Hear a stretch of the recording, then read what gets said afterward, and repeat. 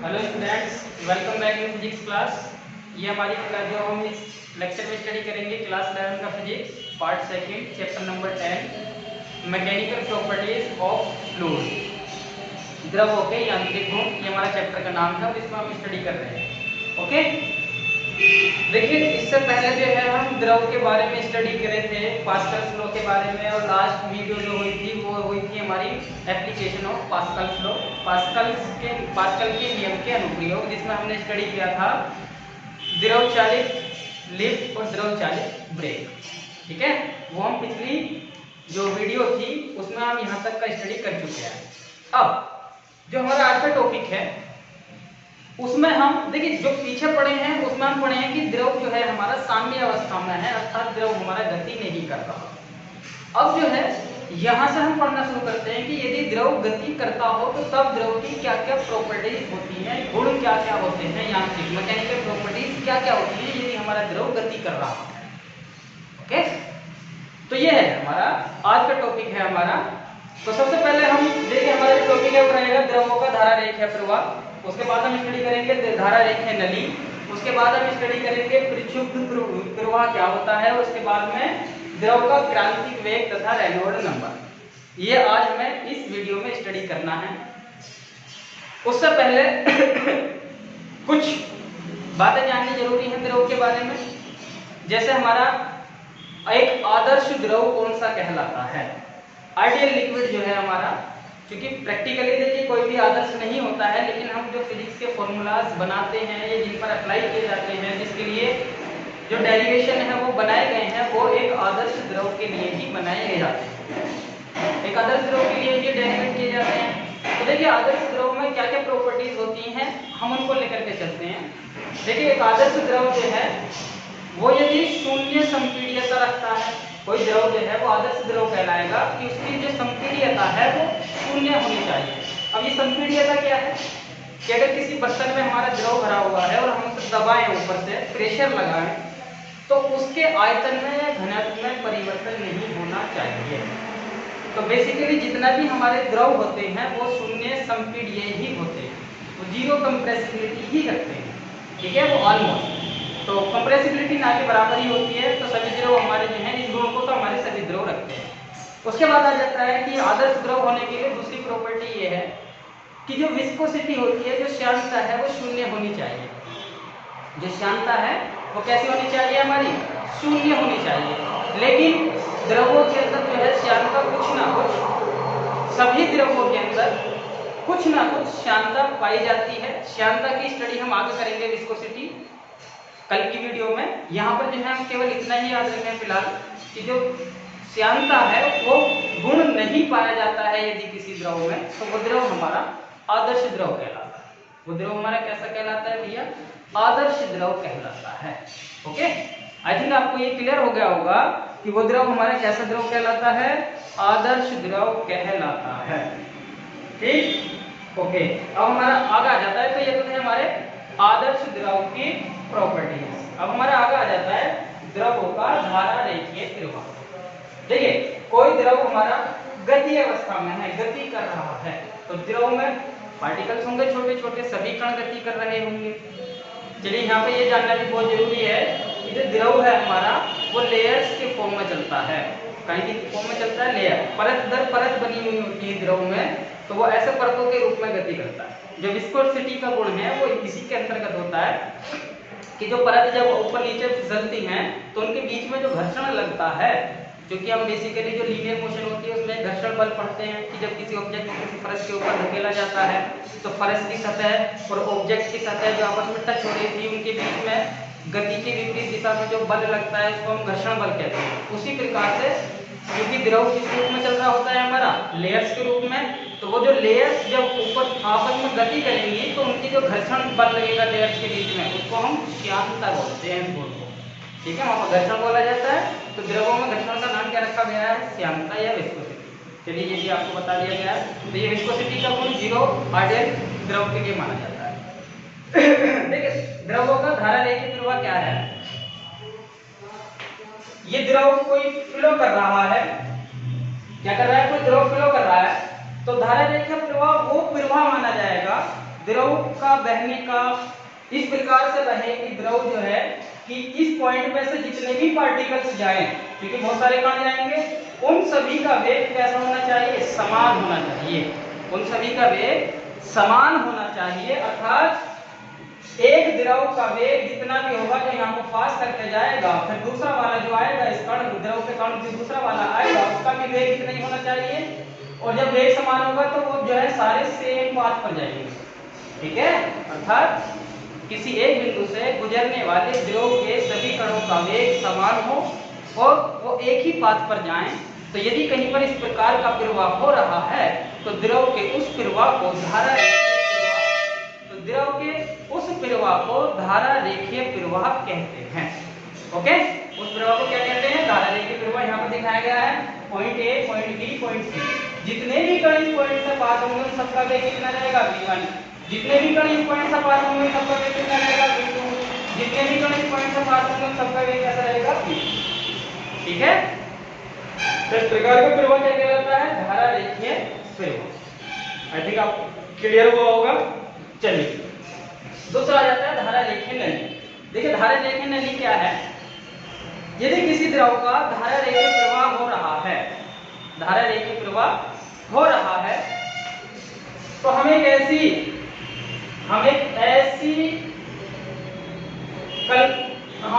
नली की कल्पना करें। हम एक ऐसी नली की क्या करें भैया? कल्पना करें।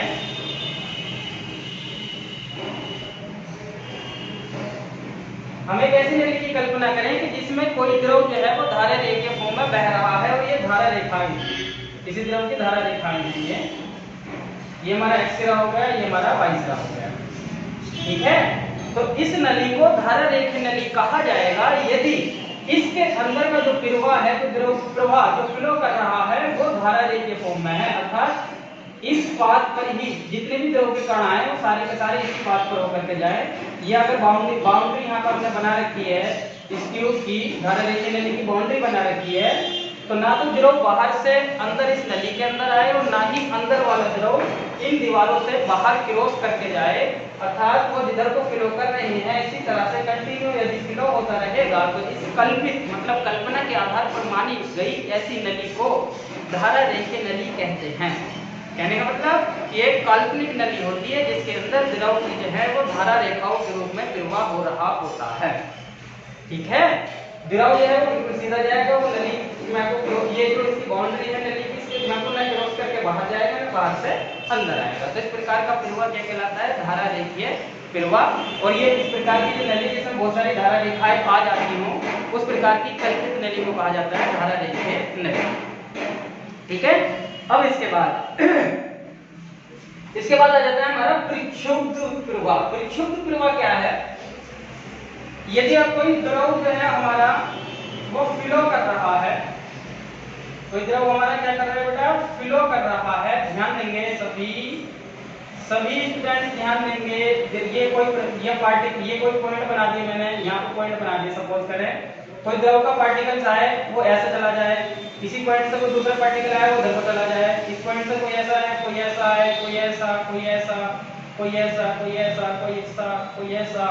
अर्थात जब द्रव इस प्रकार का प्रवाह करे कि एक बिंदु से गुजरने वाले सभी द्रवों के कणों का वेग समान ना हो, अर्थात वो जिगजैग फॉर्म में गति करने लग जाए, टेढ़ी मेढ़ी, पता नहीं किधर को जा रहे हैं।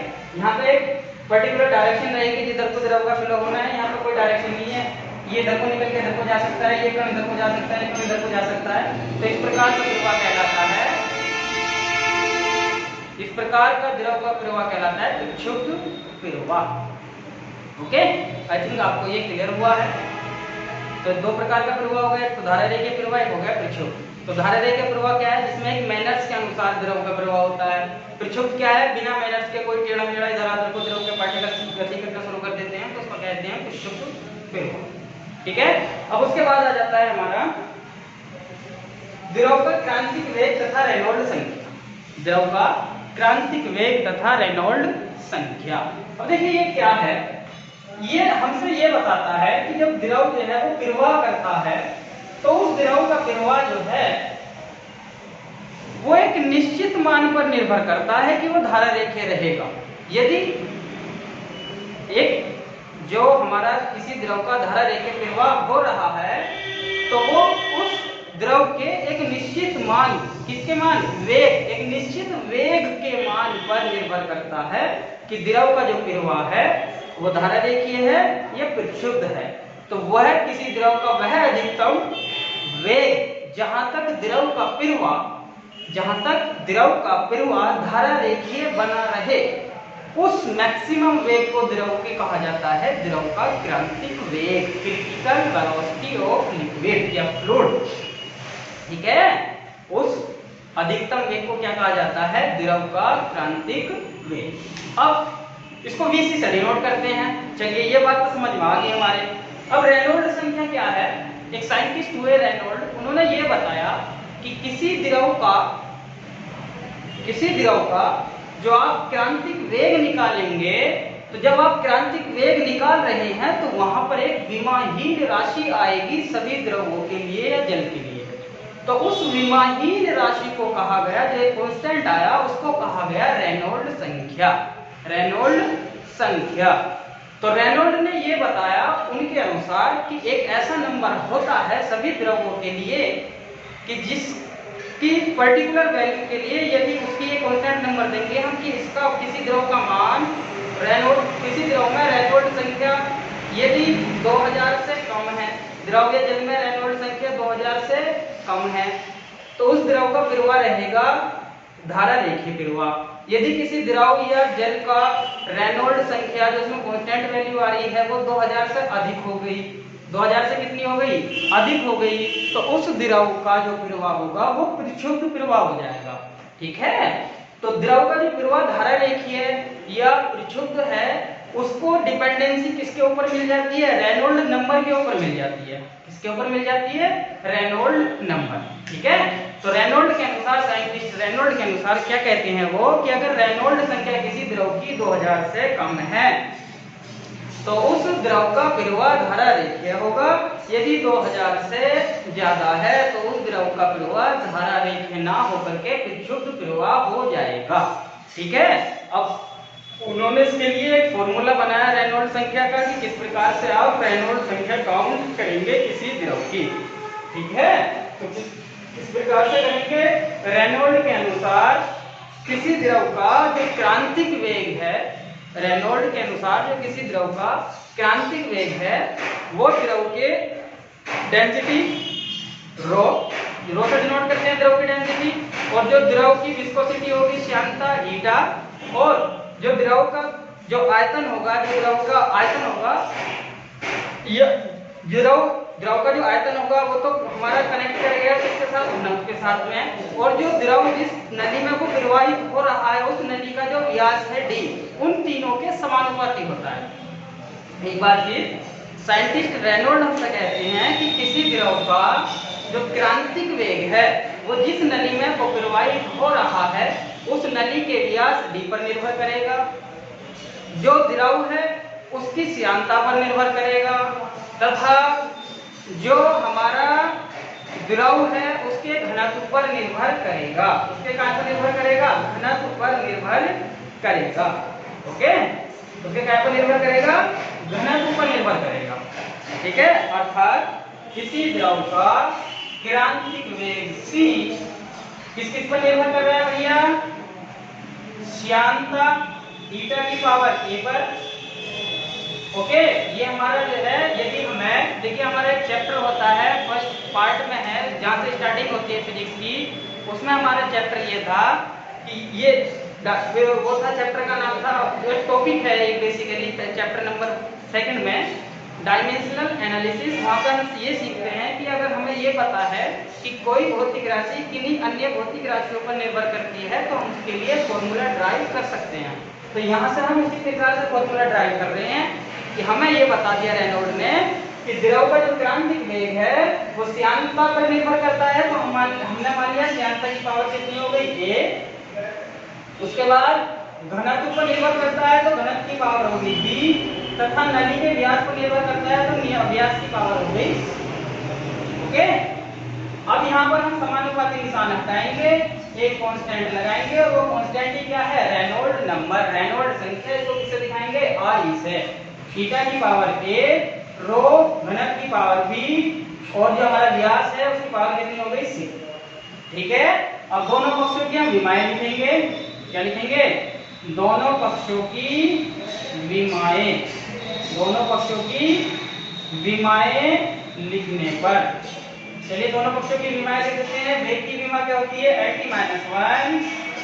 जो हमारा श्यानता है उसकी विमा हमारी हो जाएगी ml की घात -1 t की घात -1। घनत्व की विमा होती है हमारी ml की घात -3।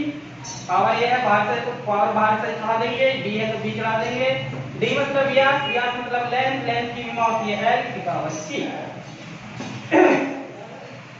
कैलकुलेट करेंगे, यहाँ से a b c की वैल्यू निकालेंगे और उनको वापस यहाँ पर पुट कर देंगे, तो रेनॉल्ड नंबर bc में रिलेशन बन जाएगा और वो हमारा फॉर्मूला हो जाएगा। रेनॉल्ड नंबर के लिए भी निकाल सकते हैं, वेलोसिटी के लिए भी, जो क्रिटिकल वेलोसिटी है उसके लिए भी निकाल सकते हैं।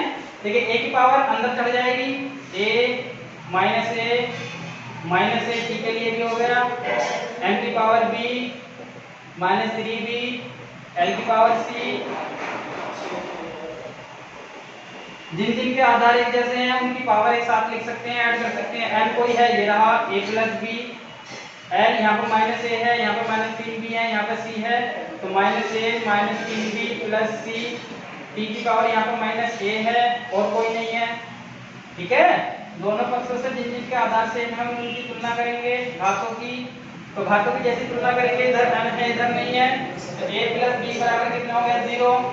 l की पावर यहाँ पर कितनी है, -a -3b + c, -a -3b + c बराबर कितना हो गया हमारा, 1। यहाँ पर -a है और यहाँ पर कितनी है, t की पावर -a, इससे ये कैंसिल, तो a बराबर कितना आया, 1। a बराबर कितना आ गया भैया हमारा, 1। ठीक है। देखिए a की वैल्यू तो आ गई हमारी 1। अब निकाल लेते हैं हम, यहाँ पर अगर मैं a की वैल्यू रखूंगा तो b कितना आ जाएगा, यहाँ से 1 + b = 0 या b कितना हुआ, -1। a और b की वैल्यू यहाँ पर पुट करें, -1 + c = 1, तो -1 -3 + c = 1, 2 = 1, तो c आ जाएगा -1। तो a की वैल्यू +1, b की वैल्यू -1, c की वैल्यू -1। a, b और c की वैल्यू यहाँ पर पुट कर दे, इक्वेशन नंबर 1 मान लेते हैं हम इसे, यहाँ पर पुट कर देते हैं, तो हमारे पास तो फॉर्मूला क्या आ जाता है भैया, हमारे पास फॉर्मूला आ जाता है bc = re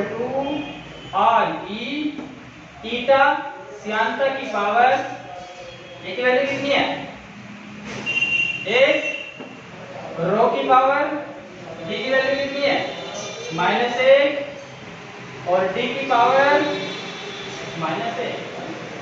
माइनस वालों को नीचे लिख सकते हैं, तो bc = हो गया re थीटा रो d।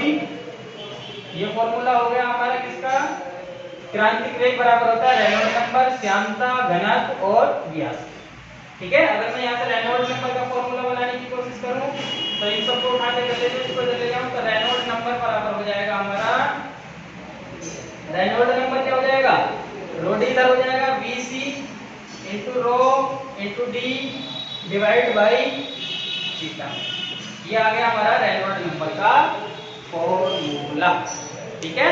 तो रेनॉल्ड नंबर किस किस पर डिपेंड करता है, क्रांतिक वेग, घनत्व, नली का व्यास और श्यानता का। ओके, आई थिंक आपको क्लियर हुआ होगा कि किस प्रकार से हमने आज ये स्टडी किया है। एक बार फिर सुन लें क्या क्या पढ़े हैं इसमें। आदर्श द्रव जिसमें 0 कंप्रेसिबिलिटी और 0 विस्कोसिटी होती है, वो द्रव हमारे आदर्श द्रव कहलाते हैं, 0 संपीड्यता और 0 श्यानता। उसके बाद हमने धारा रेखीय प्रवाह, जब कोई द्रव प्रवाह कर रहा हो और इस प्रकार से प्रवाह करे कि किसी बिंदु से गुजरने वाले द्रव के सभी कणों का वेग एक समान हो और वो एक ही पाथ पर गति करें, तो उस प्रकार का प्रवाह धारा रेखीय प्रवाह कहलाता है। धारा रेखीय नली, देखिए धारा रेखीय नली क्या होता है कि अगर हम एक ऐसी कल्पित नली लें जिसमें धारा रेखीय प्रवाह हो रहा हो, अर्थात बहुत सारी धारा रेखाएं हों, तो उस प्रकार की नली को कहा जाता है धारा रेखीय नली, अर्थात जिसमें एक सिरे से गुजरने वाला द्रव दूसरे सिरे से पूर्णतः निकल जाए, इधर आधर को कहीं भी वेस्ट ना हो, उस प्रकार का द्रव क्या कहलाता है? हमारा धैर्यलेख्य नली कहलाती है, और वो प्रवाह धारालेख्य प्रवाह कहलाता है। उसके बाद प्रक्षुब्ध प्रवाह क्या है? जिस द्रव अगर कोई प्रवाहित हो रहा है और उसका प्रवाह धारालेख्य नहीं है तो वो प्रक्षुब्ध है, अर्थात किसी एक बिंदु से गुजरने वाले द्रव के सभी कणों का वेग समान ना हो, अर्थात जिगजैग फॉर्म में टेढ़ी मेढ़ी गति कर रहे हो, किसी एक पाथ पर ना जा रहे हो, तो उस प्रकार का प्रवाह प्रक्षुब्ध प्रवाह कहलाता है। उसके बाद द्रव का क्रांतिक वेग और रेनॉल्ड नंबर। तो हमारे साइंटिस्ट जो है रेनॉल्ड, उन्होंने हमें ये बताया कि किसी द्रव के लिए एक अधिकतम वेग होता है जिससे पीछे पीछे द्रव का प्रवाह धारालेख्य होता है, और जिसके ऊपर उस वेग से ज्यादा वैल्यू हो जाने पर द्रव का वेग ज्यादा हो जाएगा ये क्रांतिक वेग से, उस वेग से, तो वह कहलाता है हमारा कि प्रवाह प्रक्षुब्ध हो गया है। तो उसी अधिकतम वेग को क्या कहते हैं? द्रव के जिससे पहले प्रवाह धारालेख्य रहे और जिसके बाद प्रक्षुब्ध रहे, तो उस अधिकतम वेग को कहते हैं क्रांतिक वेग। और रेनॉल्ड नंबर क्या है? कि रेनॉल्ड नंबर एक द्विमाही एक कांस्टेंट राशि है